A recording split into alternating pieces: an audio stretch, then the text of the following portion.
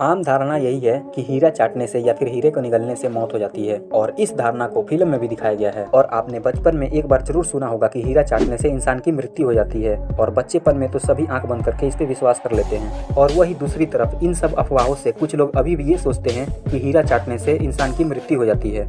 हालांकि ये सही नहीं है। आप चाहे जितना मर्जी हीरा चाटें या फिर इन सब हीरो को अपने दांत में फिट करवा लें, फिर भी एक इंसान की मृत्यु नहीं हो सकती।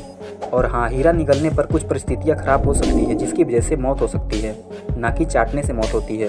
अगर ऐसा होने लगा तो डायमंड के आभूषण बनने ही बंद हो जाएंगे, लोग हीरो का गहना पहनना ही छोड़ देंगे।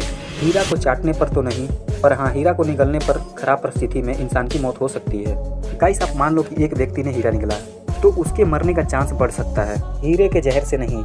गाइस, आप ध्यान दें, डायमंड में कोई पॉइजन नहीं होता है, हीरा में कोई जहरीला पदार्थ नहीं होता है। और हाँ, हीरा को निगलने से मौत हो सकती है, पर यह बात इस पे निर्भर करता है कि जब हीरा को तराशा गया तब हीरा को तराशते समय इस हीरे के कॉर्नर कितने तीखे थे। क्योंकि गाइस, आपको पता है, ठीक से तराशे नहीं गए हीरो को निगलने से हीरे का जो नुकीला भाग होता है वो पेट के आहार नली या फिर आंतों को जख्मी कर सकता है, काट सकता है, जिसकी वजह से बॉडी में से ब्लड बाहर आने लगेगा और इसी वजह से एक इंसान की मृत्यु हो सकती है, ना कि हीरा चाटने से और उसको खाने से।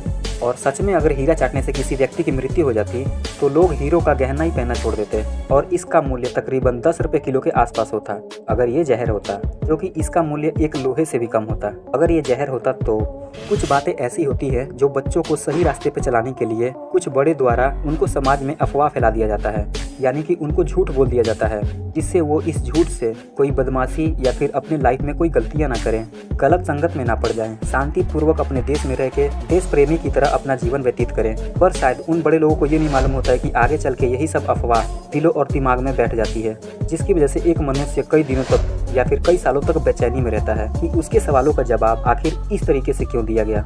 पर कई बार ये बातें, ये परिस्थितियाँ उल्टा पड़ जाती है, जो कि ये सारे बातें बच्चों से उड़ के समाज में फैल जाती है, जिसकी वजह से एक बड़ा सा अफवाह उठता है और वो अफवाह लंबे समय तक हम इंसानों के बीच सर्वाइव करते रहता है, जब तक कि उस क्वेश्चन से पर्दानाफाश हो जाए। और जब सवालों का जवाब मिलता है तब बहुत ज़्यादा देर हो चुकी होती है। फिर हमें ये पता चल जाता है कि जो बातें हमें बचपन में बताई गई थी वो अफवाह थी या फिर वो झूठ थी, जो कि हमें सही रास्ते पे चलाने के लिए हमको ऐसा बोला गया। बहुत समय पहले की बात है, मुगल सम्राट से भी पहले की, इस धरती पे राजाओं का राज चलता था। तब एक दूसरे देश आपस में कई बार भिड़ जाते थे, जिसकी वजह से बड़ा सा युद्ध होता था। और जिन दो राजाओं के बीच में ये लड़ाई होती थी, उस लड़ाई में अगर एक राजा हार जाता था तो उसको जीते हुए राजा के सामने हारे हुए राजा को घुटने टेकना पड़ता था। कई राजे ऐसे ताकतवर थे, कई राजे ऐसे समझदार थे, जो कि हार जाने के बावजूद भी अपने दुश्मन के सामने घुटना नहीं टेकते थे। ये किंग मरना पसंद करते थे पर घुटने टेकना नहीं। और गाइस, इसी बात में ये पॉइंट है और लगभग ये अफवाह यहीं से निकली थी कि हीरा चाटने से इंसान की मृत्यु हो जाती है।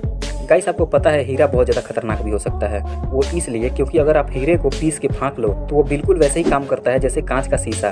और ठीक ऐसा ही वाकया हुआ युद्ध के समय, जब राजा बंदी ना बनकर अंगूठी में से जहर निकाल के खा लेते थे और मर जाते थे।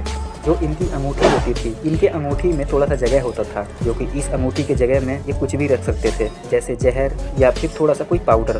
तो आप इस हिसाब से समझ सकते हो, जब हारा हुआ राजा हीरे वाली अंगूठी से हीरा को खोल के उसमें से जहर निकाल के जब खा के मरते, तब वहाँ के कुछ कम दिखाई देने वाले लोगों को ये लगा कि ये व्यक्ति हीरा चाट के मर गया और ये अफवाह यहीं से फैल गई। तो गाइस, वीडियो अच्छी लगी तो वीडियो को लाइक और चैनल को सब्सक्राइब करना ना भूलें, ताकि ऐसे ही अमेजिंग फैक्ट्स आपके सामने प्रस्तुत करते रहें।